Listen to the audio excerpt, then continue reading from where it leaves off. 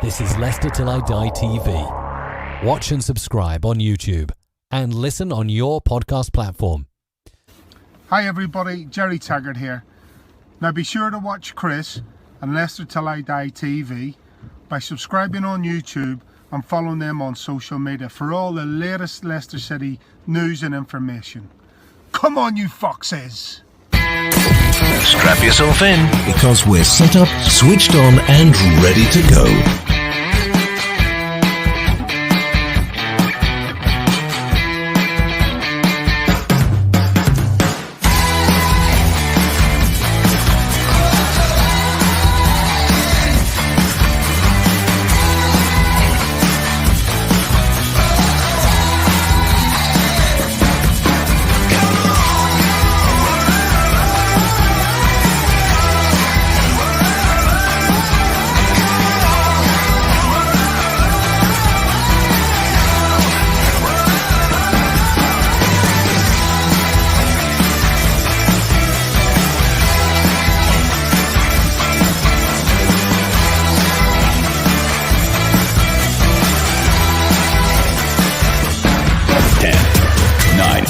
Eight, 7, 6, 5, 4, 3, 2, 1.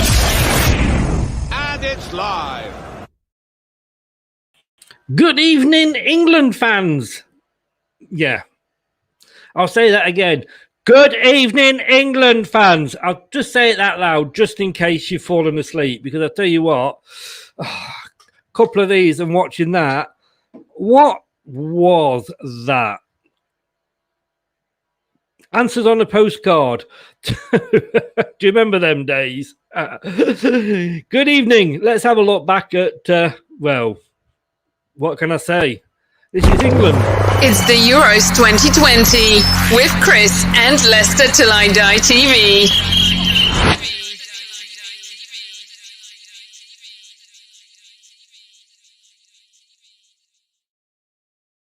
Get your thoughts in. Let us know what you thought about that. England 0, Scotland 0. It's Leicester Till I Die TV. You can get us on Facebook, which is the group Leicester Till I Die. YouTube, Leicester Till I Die TV. And if you're living in the Twitter sphere, just behind the microphone there, at Leicester TID. And if you are by chance watching us on YouTube, we'd love you forever. Smash those likes. Give us a subscribe, hit that notification button, and you will never miss another show. Would you want to miss another England game? Probably. I tell you what, I have cobbled together a few highlights with Brad's help. Should we watch them? These are the highlights of tonight's game. North Macedonia are going to win it. Get your bets on. You heard it here first. North Macedonia are going to wipe the floor of the tournament. Shock of the decade, shock of the century, you name it. You thought 5,000 to 1 was good odds. Well, listen to it. Get your bets in. North Macedonia to not just get out of the group, but they're going to win it. North Macedonia, come on. What are you?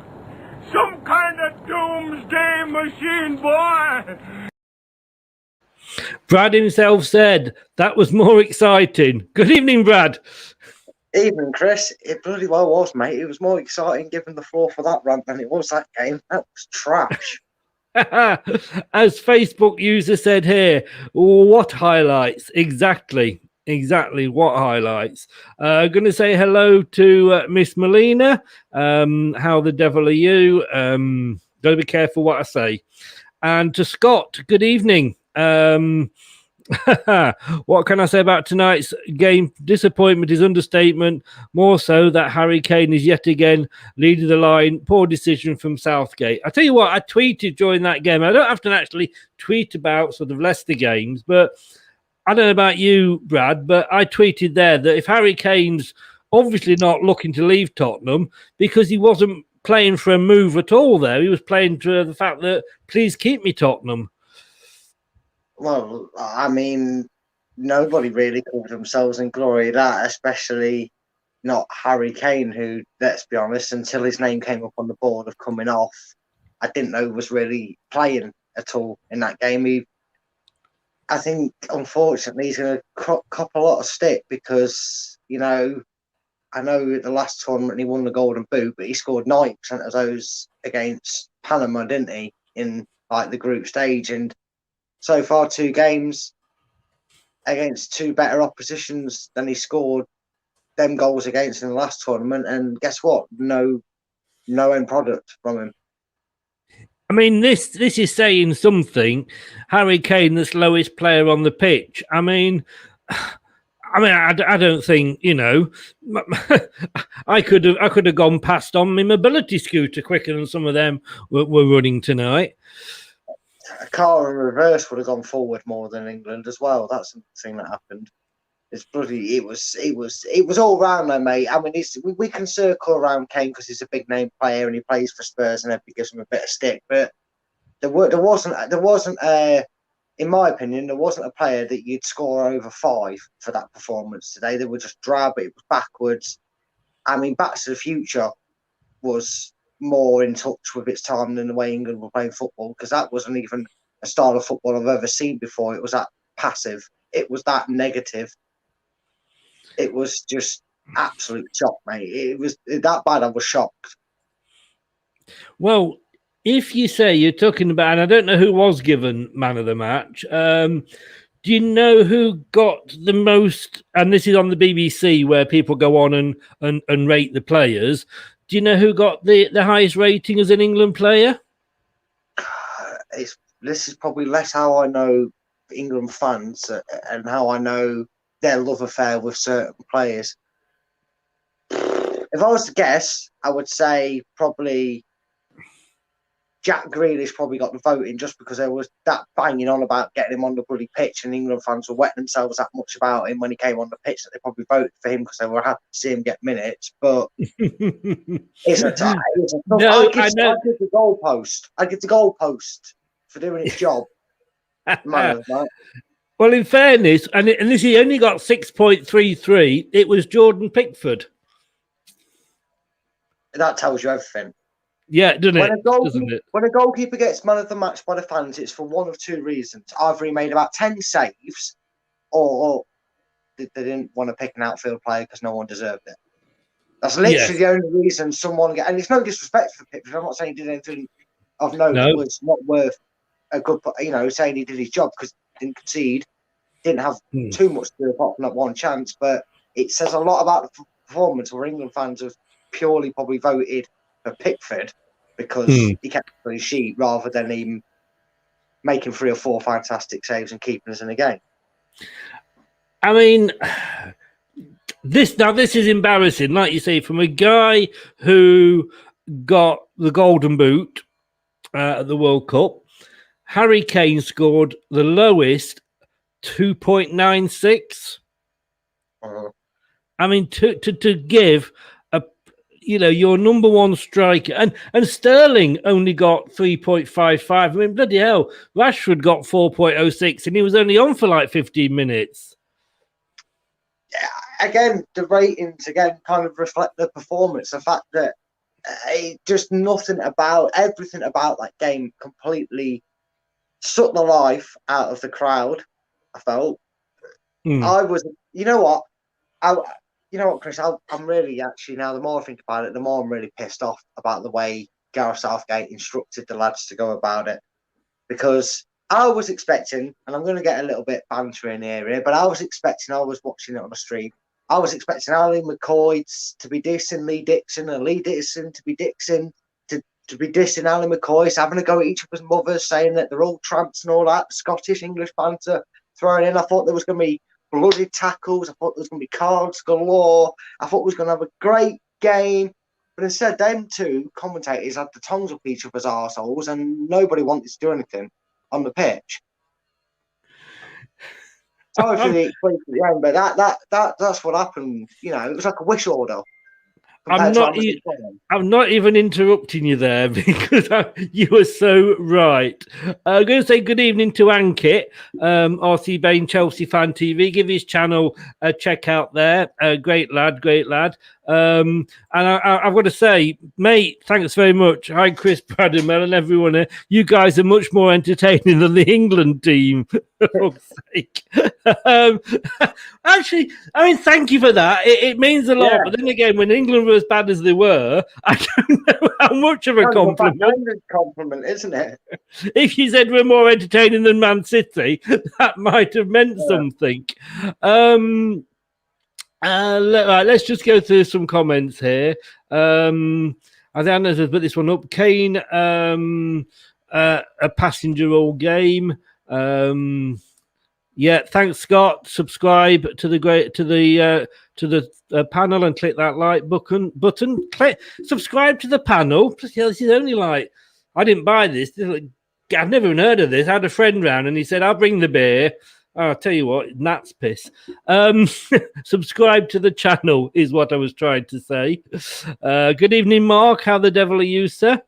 This actually reminded me a lot, and I might get roasted for saying this, but do you know when we've watched Leicester sometimes this season, you know, we'd have the ball up front, and then suddenly it would end up back at the with Casper.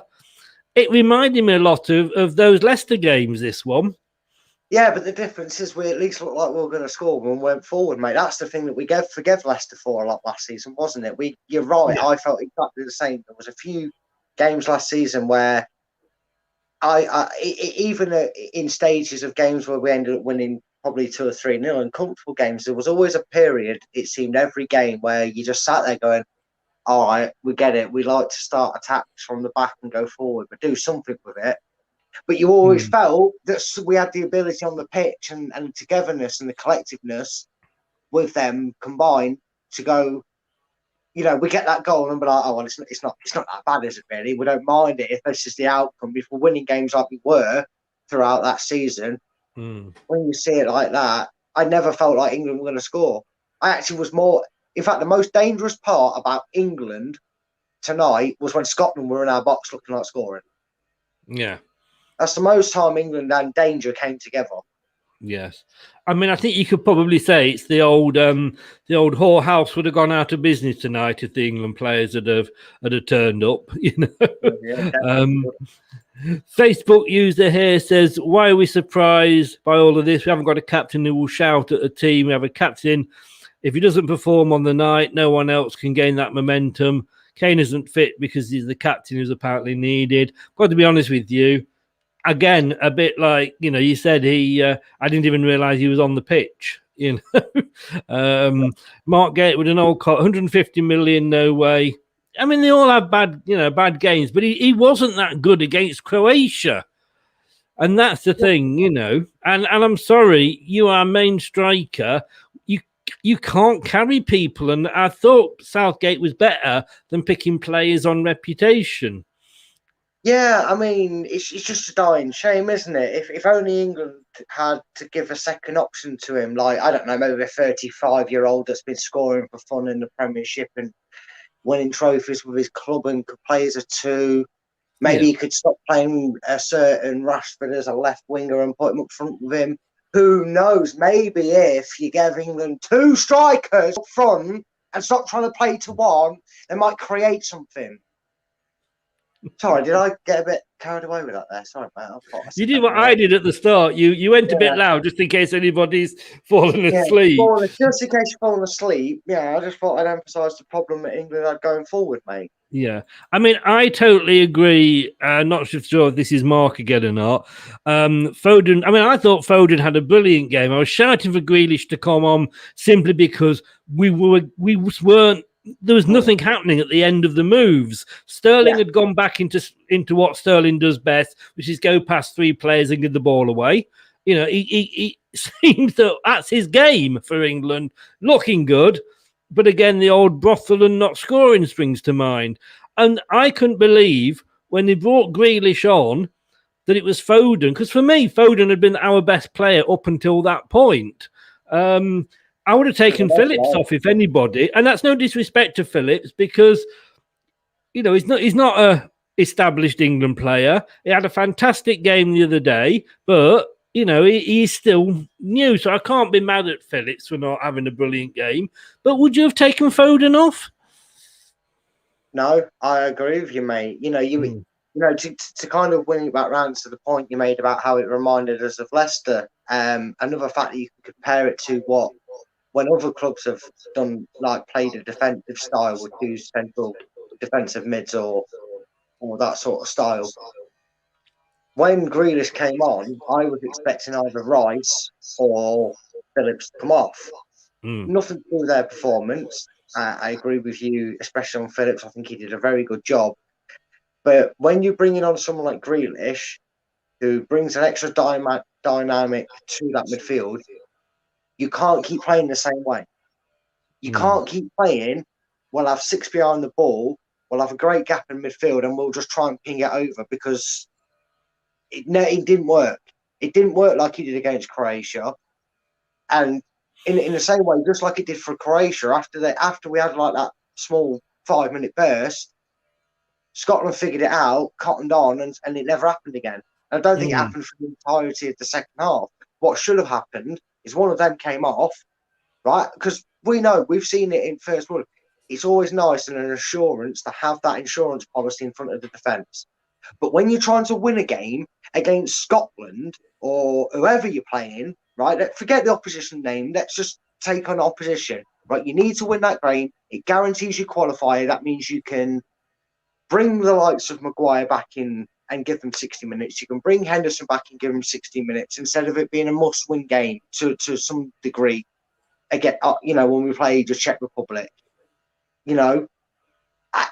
I just felt it needed a dynamic change. And Southgate just seems to think that he can play this passive way, try and get them quickly, and make substitutes and not change a thing tactically. And it's not going to work. It should have been a central defensive midfielder on, put them two side by side, Grealish and Foden, and then it would have done 10 times better than what it was doing, because that was just, there was no point Grealish coming on, because the player that he was replacing was getting snuffled out doing what he was trying to do. Foden didn't need taking off, he needed support. Yeah. Just going to go through a few comments here and just sort of catch up on them. Scott says the man of the match would have probably been Mings from an England point of view. And in fairness, he was the highest rated outfield player after Pickford on the chart. Let me just update it, because it may have changed. You never know. No, it was finished. So, yeah, Mings is the highest rated outfield player. 5.56. That's embarrassing. How many times did Sterling lose the ball? Oh, I to be honest with you, I'd take my socks off, and I still don't think I'd have enough digits to count. Bronze Plumber, good evening, Bronzy. How are you doing? Not seen you for a while. A disgrace. They didn't even try. Keep Foden, Rashford, Grealish, Pickford, and the rest. Let those chips fly. Spineless. Well, I can't blame you for having those thoughts. Ankit's hanging in after that game, and don't hang yourself. It wasn't that bad, Ankit. You don't have to go that far. I've got the number for the Samaritans. I'll give it you. Give it you after. Why the fook did we keep passing it around at the back? The defenders must have had the most touches. Even a defender hit the post. That's kind of how the games are played at the moment, though, isn't it, Brad? Again, we Leicester play it around at the back a lot and try and play it out. And with the exception of Leeds, probably most teams do play like that at the moment. Yeah, but see, this is the problem that Southgate suddenly got it deluded in his head, and I don't know if he plays too much Football Manager or something, but it doesn't click, right? And this has been England's problem for years. The golden generation, they argued that they actually took their rivalries onto the pitch. Now, that doesn't seem to be a thing that happens these days with this England squad. That it probably helps up with blooding in youngsters, because youngsters just want to play football, which I've always been an advocate of when it comes to these tournaments. But it was just one of them where it just felt like Southgate, like you said, took that approach and went, right, instead of thinking, how can I get the best out of my 26-man squad? and win games. What's the best way to play them? It's like exactly what you just said there, mate. It's like you went, what are the English clubs doing? Oh, they're playing counter pressing 4-2-3-1, whatever formations like they were today. Because sometimes the formation was that deep, I couldn't tell if we had 3 at the back or bloody 6 at the back. It was that deep. It was ridiculous. And the thing is, you've got to remember, them teams have years together, pre-season together, and 38 minimum league games together. Southgate has potentially got 3 games. You cannot get that structure up, working and running in 3 games. You just can't do it. You can't do it over a friendly here and a friendly there against bloody South Macedonia and Wales Cricket Club. You can't do it. You cannot do the intensity in training and prep an international side the same way you can a league side. It's just not fathomable.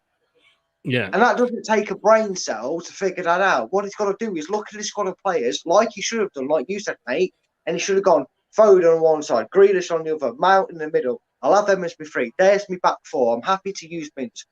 I think Mings and Stones did a fair enough job. Yeah. I think Luke Shaw did a fair enough job. You know, the options are there up front to then go with Sterling, Rashford, and Kane. I don't understand how Rashford's on the fucking bench. I'm trying not to swear because it's the more I think. I don't understand how Rashford comes off the bench in that game. How is someone of that quality and that young raw talent sat on the bloody bench? Well, quickly, let's move on to we had a couple of questions come in. Well, first of all, before we look at the questions, let's bring this up first of all. Let's bring the question further of all from Scott.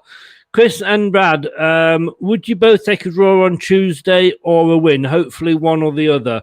I mean, obviously we would take the win. The question is, of course, will a draw be good enough? Well, I think it all depends on the Croatia result. If Croatia have a shock and lose to the Czech Republic, then it won't matter. We'll qualify either way because Croatia can only get 3 points against Scotland. Yeah. They can't be caught. That'll be Scotland, England, and the Czechs will be the first one through. But even if that is the case, I want to beat the Czech Republic because guess what? No offence to them, we should beat them. We should beat the Czech Republic, and you've got to beat the Czech Republic. But we should beat Scotland, shouldn't we? Of course we should. This is a group that is not going the way we thought it would, in the sense as we were expecting to hopefully get a draw against Croatia. We end up beating them. That should have been a bonus 3 points. Yes. After that, no matter how drab it was, there was not a person in England or Scotland or anybody watching around the world that was even a neutral that knows a smidge about the England and Scotland rivalry expected that drab performance. Mm. And all Scotland did, in fairness, Scotland is England aren't up to much crack, so we're just going to soak it up and take the point because we need a platform to build on. Anyway, because I'm sure they fancied the chances. I mean, was it good for us? Obviously, I think it was good for us that Croatia and the Czech Republic drew. Oh, did they? I didn't know their score. See, I didn't know. I didn't know they'd already played. Sorry. They were the 4 o'clock. I mean, to be honest with you, Croatia were bloody awful in the first half. They made a couple of. I mean, they got a manager who made a couple of good substitutions that changed the game, and they looked like a different team in the second half. And I think, like I say, the Czech Republic had gone ahead through a penalty. They held on and got the draw. I mean, had the Czech Republic or Croatia won, we could be looking at going home. I don't know if it's coming home, but the football team could be. I don't know how it would work. I think we would have to lose. We'd have to lose to the Czech Republic to not go through. Then, if my maths is correct, the Czech Republic and England both have 4, so they will be. Czech Republic will be top currently on goal difference, I believe. Mm-hmm. So with that in mind, Scotland are playing Croatia, so only one of them can get 4 points. Someone's going to be on 1. So Can England not get out? Are England all but through and it's just a case of that? Well, if Scotland win, it gives them 4 points as well. But I'm guessing that they would have to. They'd have to. Well, they're 3 goals behind. They're 3 goals worse off. Yeah. So they would have to beat Croatia by 3 clear goals. Yeah, Croatia would have to win, and they'd have to win by 2 clear goals. Neither of those options you could see happening, to be honest with you. I think the only thing that England can get stumped on now, and 4 points is going to be it'd be very hard to not get through some knockout rounds, would be England finishing 3rd and not going through by being one of the best losers. And I can't, again, like I just said, I can't see that with 4 points. They are saying as if 4 points would be good enough. It should be. I think the majority of teams in that final who finished 3rd are going to end on 3 points. 4 points is a very good take from a group.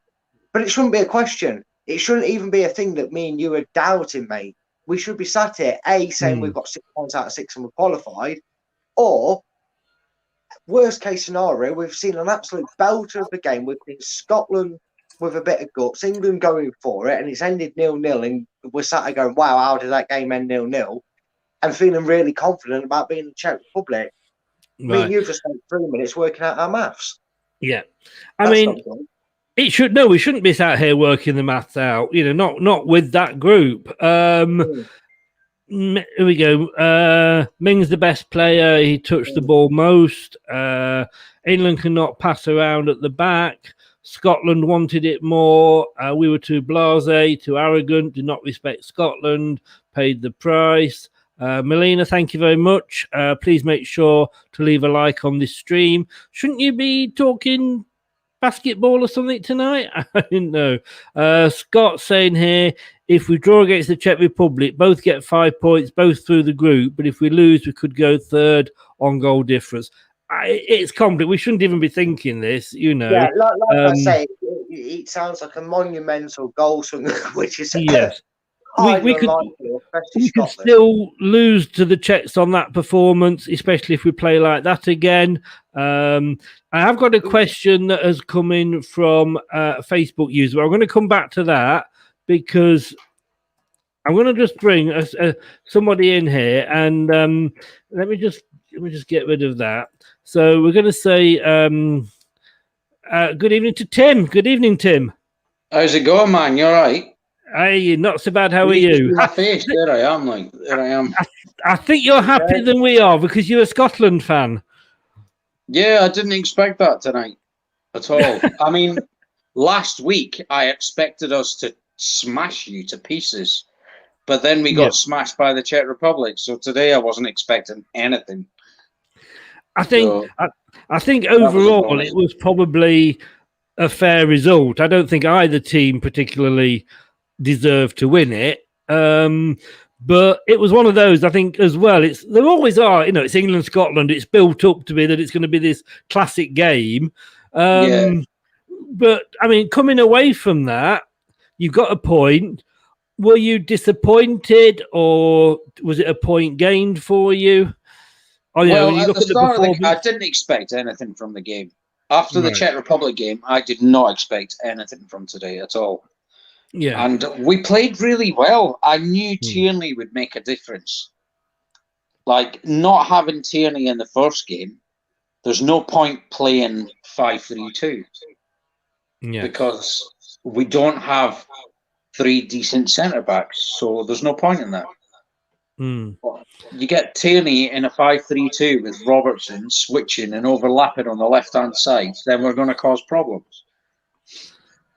I just thought we played really well, and Gilmore was fantastic. He started off slow, but he absolutely mugged Mason Mount off at times. That's something that Tuchel have been looking at. We're just saying then. I mean, to say that on the BBC website, I would say where people go on and sort of rate the players. Our highest rated player was Pickford at 6.33. You've got 1, 2, 3, 4, 5, 6, 7 players on 6.63 or more. So I mean, that kind of sums it up. Do you think we just we took it for granted that this was going to be Scotland and we were going to roll you over? Yeah, I don't know if you follow me on Twitter or whatever, but I tend to only just today. Only just today. I get carried away with it all. Yeah, I blocked lots of people on Monday, and they were like, "Why are you blocking me? Can you handle it?" I was like, "No, I'm just taking a yellow card so I don't miss the England game." Do you know what I mean? Yeah, it just I couldn't believe how well we played today, and still all the coverage has been, "Oh, how bad were England?" Just give us a bit of credit, mate. We support underdogs. We know how that feels. Yes, yeah. I'm going to say we're Leicester fans. I mean, Brad, would you say to Tim? I mean, that wasn't the same Scotland team that that played the Czech Republic, was it? I mean, that was like, where the hell did that come from? It was a case of, to me, it looked like you guys were up for it, and Brad, would you agree? Like we weren't. Yeah, I mean, like I said to you earlier, Chris, the only time the words England and danger came together for me watching that entire 90 minutes of absolute dross from an England's point of view is when Scotland were putting the ball into our box. I don't trust Pickford coming for a ball. I still think he's got, England's goalkeeping curse. It runs through. It's going to happen, and it nearly happened in the first half. To my knowledge, I think Pickford got his feet confused. I thought, here we go. Here's the England cliche nightmare goalkeeper. And honestly, Scotland had the better and clearer chances. Yeah. The result was deserved in the end. And should we be talking to a Scotland fan about how bad goalkeepers are, though? Well, Marshall did well tonight. He didn't play in midfield. He did well tonight, but you have got that history of not having the best goalies in Europe, shall we say? Yeah, well, Marshall on Monday decided to play midfield for the second goal, so I don't like. Yeah, he did well. Yeah. He did well to stay on his line this time. And just to confirm, Billy Gilmour actually got man of the match. So, I think he deserved it, to be honest with you. And I'm really excited about Gilmour.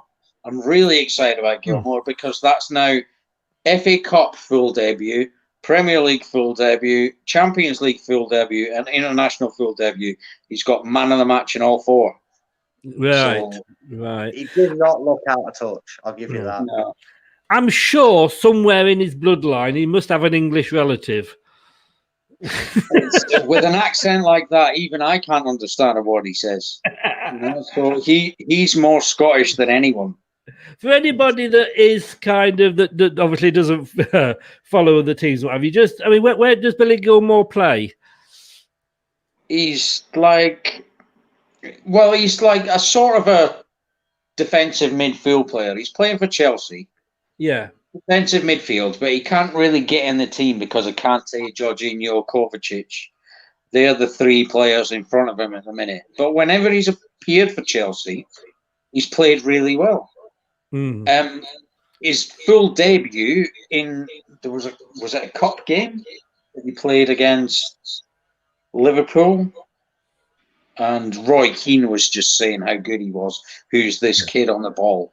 And then you've never really seen him much since. I don't know if that's because of the whole Kante Kovacic. Yeah.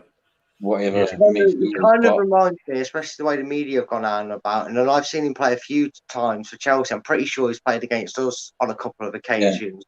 Yeah. And I have to admit, the way it circles about him and the way he spoke about at Chelsea and the way Chelsea fans collectively speak about him, it reminds me of when Phil Foden first came onto the scene.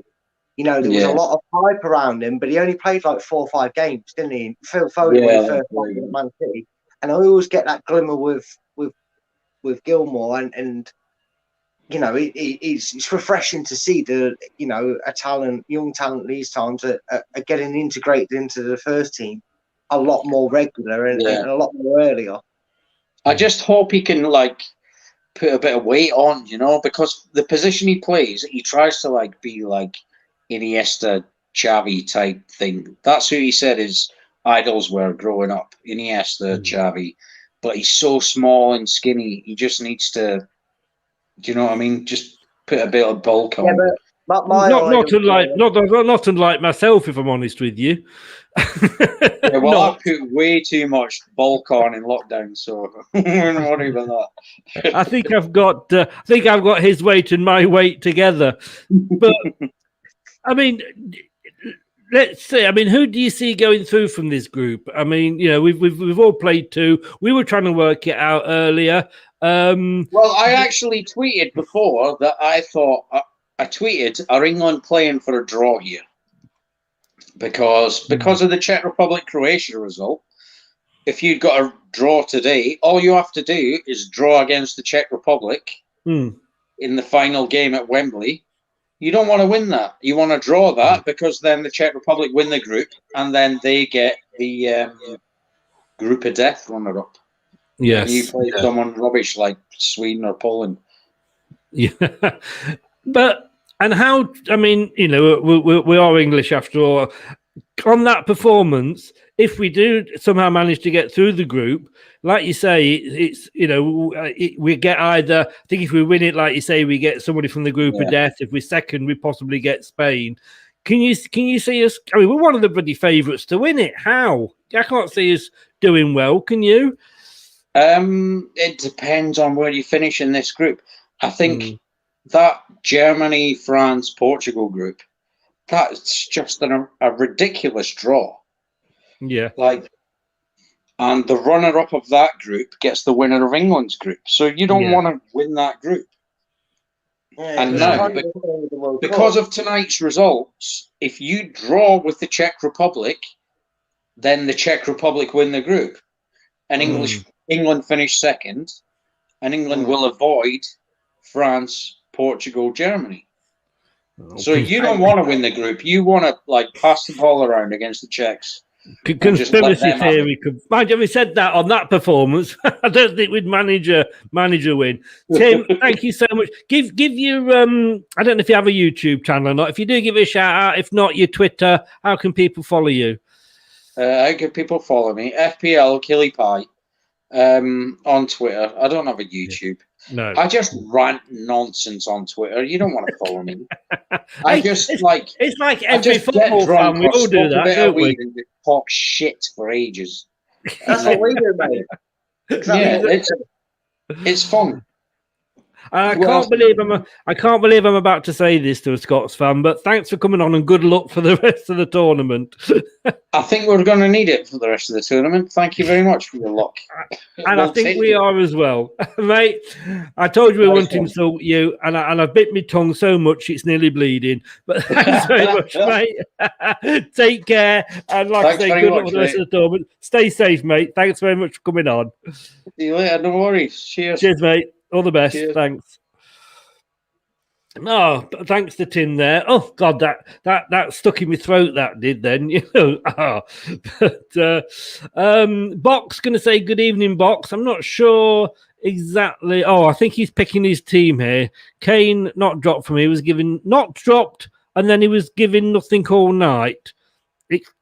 Explain that one, please, Box. He was given nothing all night. I get it now. Sorry. Yeah. Sorry, Box. Come on. I mean, we've just watched that and we've had a few of these, Kane not dropped for me. He was given nothing all night. The thing with Kane is, he can, you could say, can you afford to drop him? Because he can just have that one touch that wins you the game.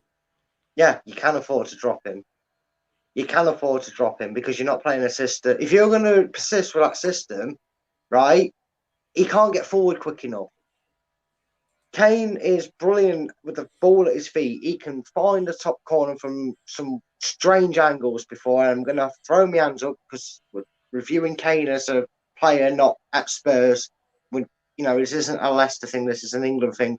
You can replace him up front. If you're going to play the way you want to play, you might as well not have Kane on that pitch because he's essentially Andy Carroll.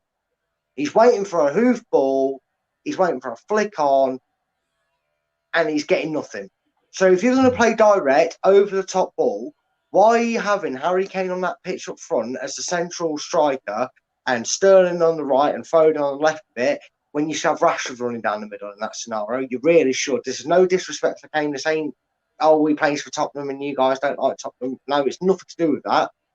If you're going to play Harry Kane, play to his strengths. Oh, definitely. Drop him if not. It's the same for anyone out there. If you're not going to play to Foden's strength, you might as well not pick him. I'm not, I just want to make that clear. It's not just because he's Harry Kane.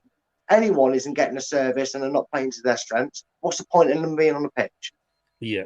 There's a few questions coming in, and I'm going to pull this one up now, and then we're going to look at how it's gone so far in the Euros. I'm going to let you answer this first, Brad, because it is it's like opening Pandora's box. Asking this question: is Southgate the right man for the job? I'm thinking that if it isn't Southgate, who? It's a good question. It's a good question because, you know, a lot of England managers over the past have been accused of being a yes man, and that's why they've been hired. I will give a little bit of slack to Southgate because I stand by my point. It's not easy to do what you do at the international level, what you do at club level. And unfortunately, Southgate hasn't really done much at club level to warrant being in England. I don't understand where the hype around Southgate came beforehand. I know he was managing the under-21s at some point, but his club record isn't the greatest track. And for all this bias of saying, oh, we wanted a good English manager at the helm, we wanted a good British man in there and taking the job. Well, I want a manager that knows what they're doing in these major tournaments and has managed. I want someone with an international track record that can do the respect, does adapt to the English nature, and can work with these players. Southgate reminds me of McLaren. He wants to be the mate. He wants to be the best friend. But realistically, has he got a clue how to do things tactically? No, don't think so. I think he's tactically inept. He reminds me of a certain Mikel Arteta. Sometimes I feel like he puts the cones out backwards in training and doesn't have a clue. He's too busy trying to plan trips to Ibiza with him and what they're going to do afterwards and be the best mate and get a group chat going. I don't think Southgate's the right manager, and there's not many out there, unfortunately, that are available of decent quality that are going to be appealed to take the England job. Because they've seen when we've used a foreign manager and how English fans treat them. So is there any good manager out there that's going to actually willingly want to take the England job? I don't think there is.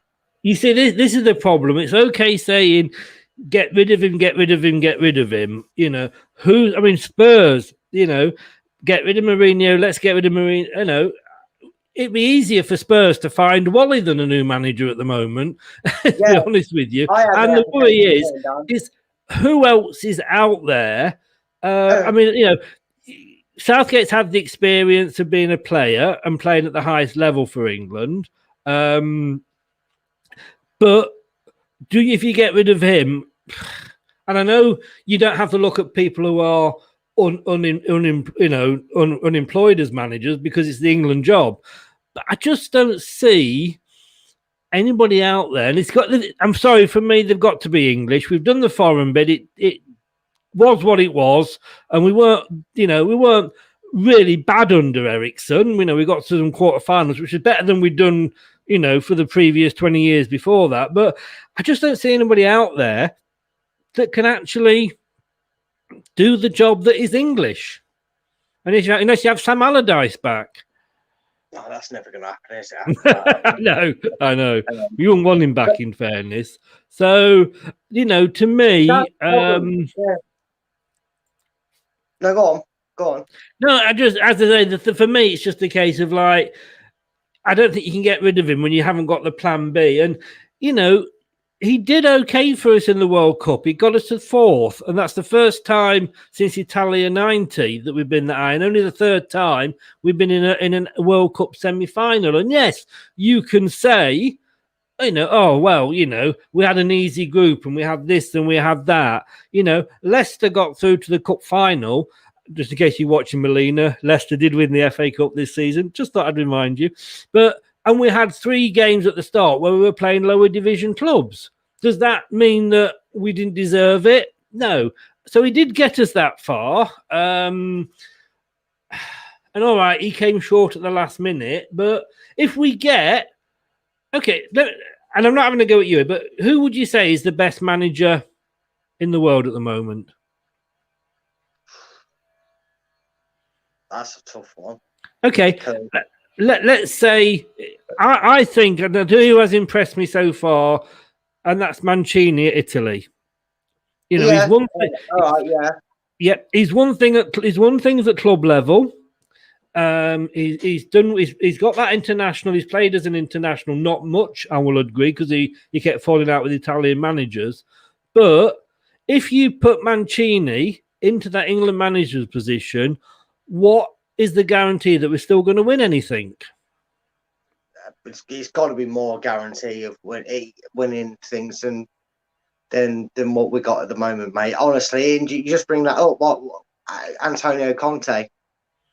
That he's just one thing. He's been winning trophies left, right, and centre. He's predominant at winning stuff, and he'd be readily available, wouldn't he? He was willing to take the Spurs job, and that's way more depressing than the England job. So I'm sure they could agree something for that. The thing is, the mate and such. Sorry, Chris.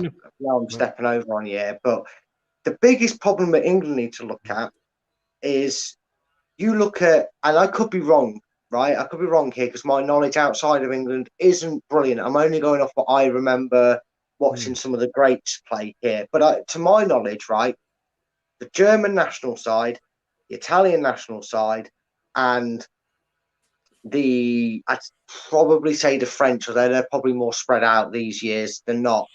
But they were very predominant at winning things, and Spain, another one you could throw into the mix, right? Their majority of their squad was not only in one league, but was probably only across 2 teams. Most notably, Spain's squad was in Barcelona or Real Madrid, wasn't it? 90% of it is usually found in Real Madrid and Barcelona. Germany, you could argue the same. There's a few players that are elsewhere, but the core of them players that are managed by a manager in a league that they're used to playing in, if you get all them components together, which they have done, and the cogs will turn, that's why they're winning tournaments every year, mate. Because not 70%, 80% of their players are playing for 1 or 2 clubs. They're playing for in the same country, so they're playing for example, Bayern Munich and Borussia Dortmund. Let's say that's the 2 teams that are building the majority of the German side, right? They're both competing for the German league. They're both playing similar styles of football because they're playing in the same league, and they're getting the best out of it. They're working together for 30, 40, 50 games a season, and then they're taking it to a major tournament. We could argue that we've got 90% of our team in England, but the squad, it's split across 7 or 8 teams, mate. That's the big glaring thing that needs to be fixed before anything can be done managerially, because I think even the greatest of managers, and we've seen some good international managers in charge of this club that have failed at England, and you could really see their arguments now and say that they're limited in what they can achieve for England. Because like you said, would England do more successfully with a greater manager? Well, you'd like to think so on paper, but you can't really guarantee it because our talent is so spread out throughout the globe compared to other national sides that have the luxury of going, well, 5 of our starting 11 is a Bayern Munich squad, or 5 of our starting 11s in the Barcelona squad. England don't have that. Not as connected as well as the top teams do, and that's why they do so much better. And that's why they're more favourites in the neutrals' eyes than England ever will be. Sorry, I was sure. I got a dry mouth, and I was like, I best stop because next thing I know, it'll be an hour, and I'll be talking still. You can see my eyes glazing over. Then, yeah. No, I mean, again, it's a very good point. I just want to say, and I put him up a couple of times here, but Box, Box, you've got a religious cross there as your picture, so I want to introduce you to Jesus. That we have on the channel here, our special guest, Jesus Box Jesus. You know, Yeah, keep me away from that cross. I've got bad memories with them. Okay, so let's have a look then. So with the groups as so far, and I'm just going to I was actually going to bring that up, but I won't. Let me just do this. Talk amongst yourselves for a moment. Yeah, let's do this. So this is how they look at the moment. So Brad, Group A, Italy are looking, well, Italy is through, aren't they? Because 3 teams have already gone through. And that is Belgium, Italy, and the Netherlands. And I'd hate to draw any of them after that performance. I tell you, 2 of the 3 favourites have already made sure they're through. They've done their job. Yes. Funny how a certain 3rd or 4th favourite couldn't do it tonight. That shows the difference in quality, mate, and connection. So Italy are through. Wales are second, and that is unexpected. Switzerland. I said to do well in their group. Yeah, Switzerland. Well, you got one prediction right. Switzerland 3rd, Turkey 4th. Now, with that, Italy are through. Wales will be confirmed in the top 2 with a draw, or if Switzerland fail to beat Turkey, Switzerland can finish in the top 2 if they win and Wales lose. The teams will be separated on goal difference, but eliminated if they lose. Turkey cannot finish in the top 2 and must beat Switzerland to come 3rd in the group. To me, that's a surprise that Turkey are bottom there. Yeah, it is sort of a surprise. If anyone goes after this goes and rechecks out our video, they know that we all pretty spoke Turkey getting through this group, and it's still possible. There's the joys of this 3rd place malarkey that goes on with this tournament. That there's still a chance that they could upset the odds, turn up for the last game, and still get through. But they have been a bit below par from the very get-go of this tournament. I mean, they were comprehensively beat, I believe, in the first game, weren't they? Yes. Maybe was expected, but it's going to be an interesting one to go down to the wire. It looks like if they are going to do it, it's going to be by limping through than getting through. But that group's pretty well set up to probably stay as it is, I would say. I'd imagine it would stay as it is. Yeah. And then going down a group, Belgium are through, as we've said. Denmark surprising me there. I mean, I think we all agree that game shouldn't have gone ahead when they played Finland. No. I think we can forgive Denmark for their performance in this tournament. It's horrible to see it happen. I agree with you. It shouldn't have happened. Not just the incident, but the whole match played straight after. It was so raw. In hindsight, it looks like they're going to come bottom, and everybody might think that's a bad tournament. But then when you realise in years down the line, you remember, oh yeah, that's the time we had that horror scene with Eriksson. Yeah, it's going to be one that maybe the Danish kind of look back on and kind of go, actually, you know what, I'd rather not be in the tournament, because they had such a heartbreaking moment, which thankfully he's obviously fine and he's up and about, and he came through on that one. But I think this is a tournament that the Danish are probably not really that bothered about anymore. No, they want to forget it and move on. Russia will be through with the winner or draw if Finland failed to beat Belgium. Finland will be through with a win or a draw if Russia lose to Denmark. Denmark can still finish second if they beat Russia and Finland lose against Belgium, but it will all depend on the goal scored in those 2 matches. Brad, I hope you're making notes on this, because I'm going to test you at the end. So I hope you're making notes here. Box is saying Denmark were harshly treated. Yeah. I think we all agreed on that. Right, so Group C, Netherlands, Ukraine, Austria.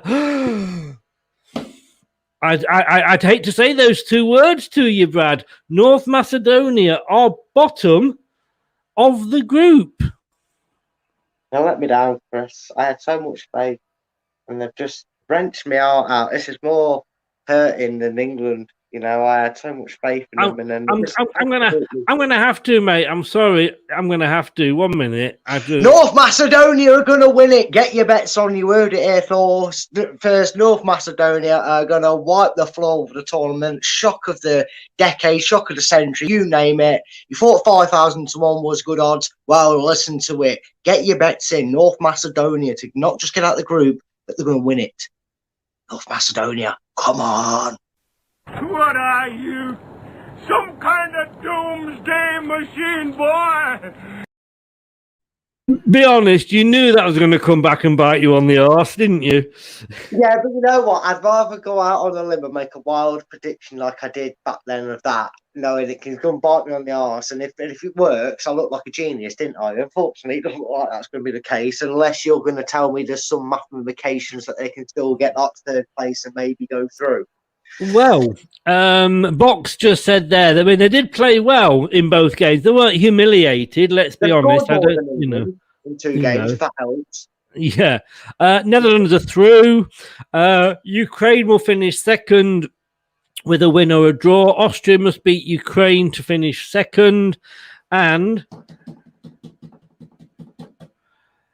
North Macedonia cannot finish in the top 3. Oh no, that can't be right. There's a fix in there. I'm telling you, Austria fielded some illegal players.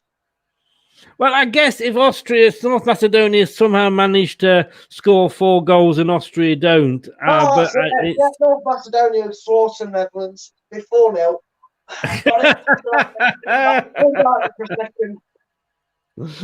Oh dear! If it does happen, I'm never going to let you forget it.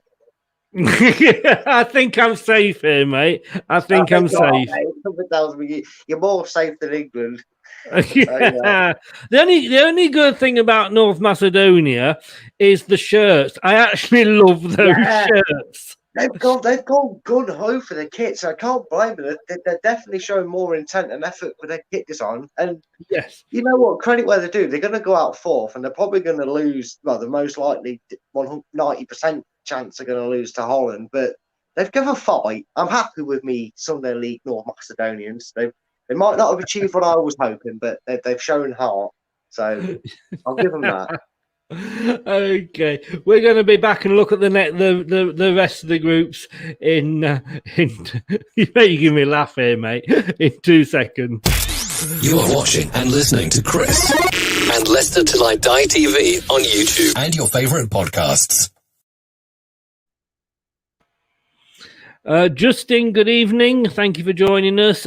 Poor performance from England. That's putting it mildly. Paul Tierney played well. A lot of the Scots played well. Let's be honest with you. Right, Brad. So now we've, got over North Macedonia. Group D. The big group. It could be the group of death for England. Czech Republic there with 4. England with 4.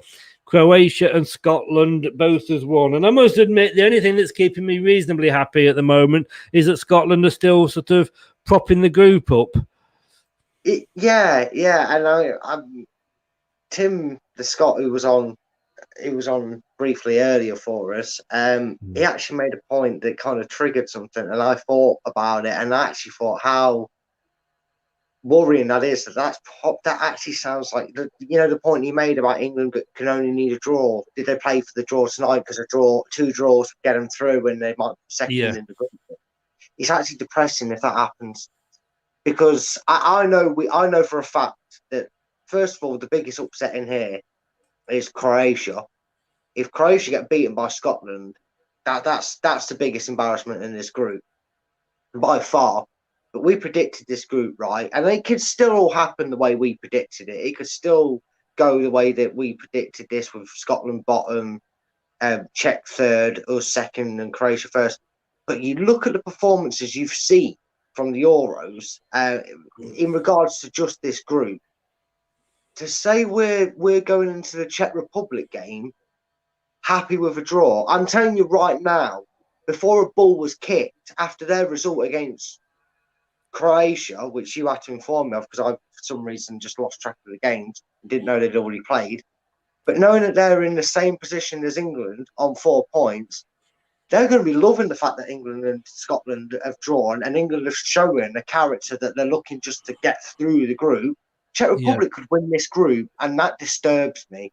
That's no disrespect to them, but you think out of all the predictions we made, and most people that have done these sort of things were predicted, there isn't a person on this earth I can imagine that isn't as crazy as me to go with North Macedonia that would have the Czech Republic essentially 90 minutes away from easily topping the group in another nil.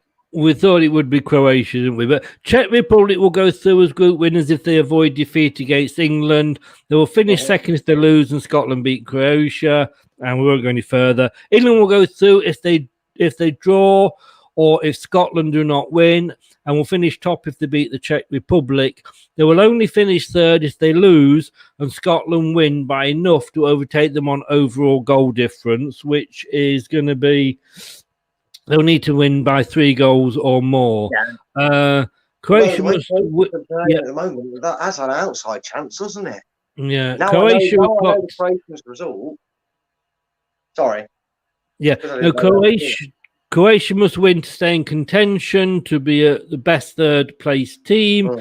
We can still overtake the Czech Republic on goal difference. Scotland must win to finish at least third and can still overtake England for second place on overall goal difference. Right, let's just start going through. So, next group, Sweden. Oh, God, they get that now. The Sweden played Slovakia earlier. You think the game we just watched was bad. Tell you what, I've seen more highlights on a Spurs training game than they could find from that. It was awful. But they won it, Sweden. Sweden, Slovakia, Spain, although Spain has obviously and Poland have still got to play. So we're not going to concentrate too much on these teams because there are, like I say, still got games to play. And then Portugal, France, Germany and Hungary.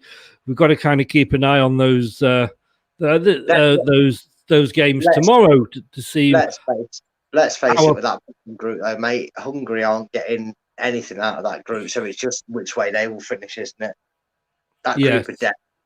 Unfortunately, it is going to be a case of Germany, France, and Portugal. I'm just trying to see.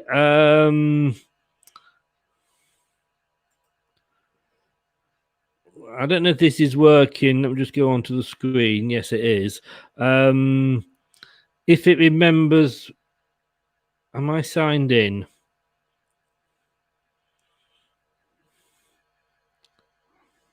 It'll give you the option there. Okay, let me.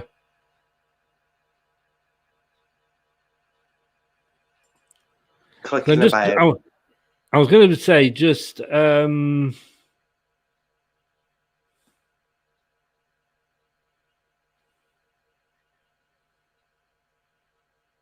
it's not. It's not allowing me now, is it? I should have pressed it then, shouldn't I? Think so, mate. Right. I tell you what. Let us.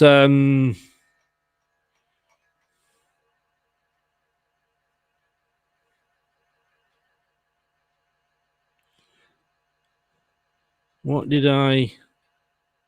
It gives you the option when you first bring it in. That's why I tried to offer you to sign into one and do that.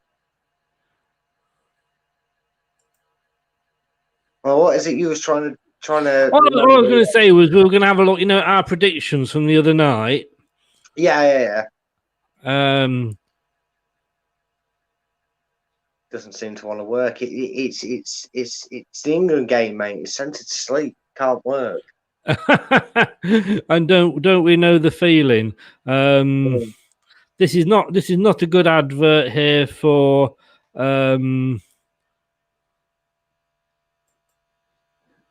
This is seriously not a good. Oh God, advert for Talk, is it? Fantasy football.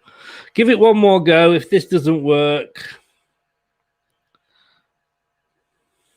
this is really good viewing, isn't it, for everybody? Yeah.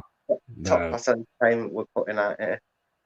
No, it's no. not to worry. I was just going to say it would be interesting to see how we predicted, and I wasn't doing it purely to I'll just see if purely to highlight the fact that I think you put North Macedonia as second.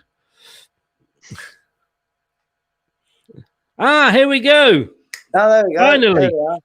Here we go, finally. So we had got, is anybody still with us? Thank you. Thank you for staying with us there. One man and his dog, we should have put that on. So we had got Italy, Wales, Turkey and Switzerland. And at the moment, it's Italy, Wales, Switzerland and Turkey. Well, we didn't do too bad there, you and Scott. Bearing in mind, I was on the payroll of Wales to try and get them top of that group in the initial arguments, but I soon got sounded out by you and Scott on that one. Yeah, you did. Quite rightly. The sense prevailed on that one, the way the group's gone. And then we had Belgium, Denmark, Russia, and Finland. And of course, it's Belgium, Russia, Finland, and Denmark. So, yeah. And then Netherlands, Ukraine, North Macedonia, and Austria. And of course, we are looking at Netherlands, Ukraine, Austria, North Macedonia. You got the top two, right?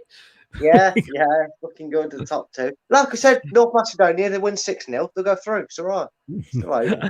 And then Group D there, we had England. No, we had Croatia top. We didn't even have faith in England at that point. And we had the Czech Republic. The Czech Republic at top, obviously. England a second, and Scotland are in fourth, as we predicted there. So we weren't totally 50% ratio. Yeah, 50%. But hey, Brad, thanks very much for joining us, mate. Yeah, it's been a pleasure, mate. Well, it was more pleasure talking and having a laugh with him than it was the 90 minutes we tried to discuss there, mate. Do you remember a long time ago somebody said this is like therapy after a bad Leicester game? Yeah. I think we were probably close there. Fancy doing this Tuesday after the game? Yeah, sure. Hopefully we're talking about a lot more interesting game, and then we can, it might be better if we do it after all that, and then we can probably run down the group and see how well we've done, because you'll have a few completed groups for that stage as well, won't we? Yeah. It doesn't actually say what time the kickoff is. I'd try, I guess, and say it's probably going to be a 2 o'clock kickoff. I know it's Tuesday, isn't it? We're playing, so it's Tuesday. I think it might be 4 actually. Oh no, here we go. The time at 8 o'clock. We're the 8 o'clock kickoff again. Both wrong, mate. And it says it. I should have gone to Specsavers. It says it in huge big writing there. Yeah. And we are back. Well, me, you, and we will be joined by Craig on Monday, and we will be here for this. Let battle commence. It's the Leicester War Show on Leicester Till I Die TV. But who will win? Join in now. We have got Craig, who is going to say that Ranieri winning the FA Cup was the better achievement, and you yourself are going to try and convince me that Rodgers winning the FA Cup. Have I got that the right way round? You said they both won the FA Cup. That's quite an achievement for them both to get the FA Cup. But I know what you meant. Yeah, Ranieri. I thought I said Ranieri won the Premier. Sorry, Ranieri won the Premier League. It's late. I'm drunk. I'm tired after that game. All I'm going to say, and this isn't me trying to get some early votes in the comments here, but when Chris put this idea of a fantastic show together, I was very quick to get on the Brendan Rodgers side, and the rest were all arguing amongst themselves about who wanted to defend Ranieri, almost begrudgingly to defend Ranieri. I'm not trying to sway votes, Chris. Trust me, I'm not a politician, I'm just saying, when you're listening to Craig trying to say that Ranieri is better than Rodgers, just remember Team Rodgers got a captain in me straight away, and the rest didn't want to do it. I'm just saying. Trying to get that in court. All I will say is the only person you got to convince How much is the PayPal? I mean, what is your PayPal? I mean, we'll talk later, mate. I was going to say, I am easily bribable. Craig, 7 o'clock on Monday, Rodgers versus Ranieri, the showdown. Look forward to seeing you then, mate. And Tuesday night, when hopefully we have stuffed the checks. Yeah, hopefully, mate. It'll be a good laugh this week. Yeah, and we can put them in the post on the way home. Hey. Checking the post. Yeah, do what I did there. Hey, I'm here all week. And who knows, if Rangers actually turn up on the last game, it'll still be reliant on the Scots to do one thing for us, and that's put the bins out. So, on that note, cheers, mate. See you Monday at 7. See you later, mate. See ya. Thanks a lot. So, thanks very much to Craig. Back after this. It's the Euros 2020 with Chris and Leicester Till I Die TV.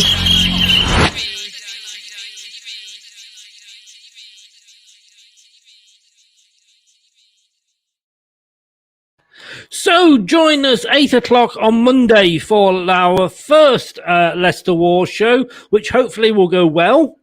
It is the first, so anything can happen in the next half hour. Who remembers that, eh? Was it that? I don't know. It was something like that anyway. Stingray, wasn't it? Oh, God, I'm showing my age now.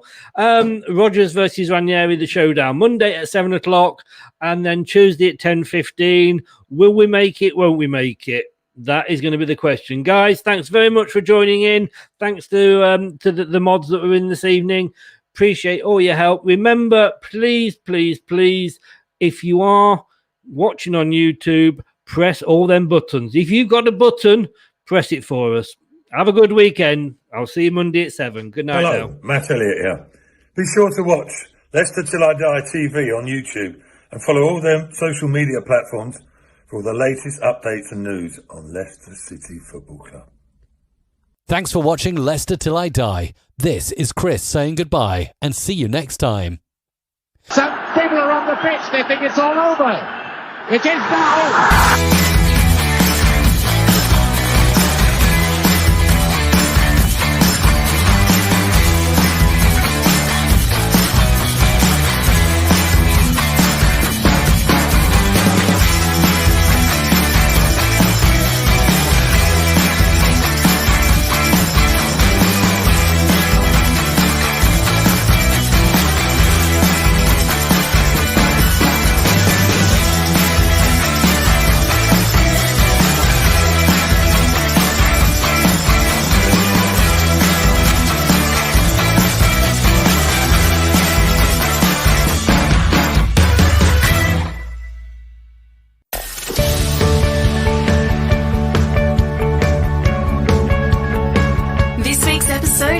To an end. But the fun doesn't have to stop here.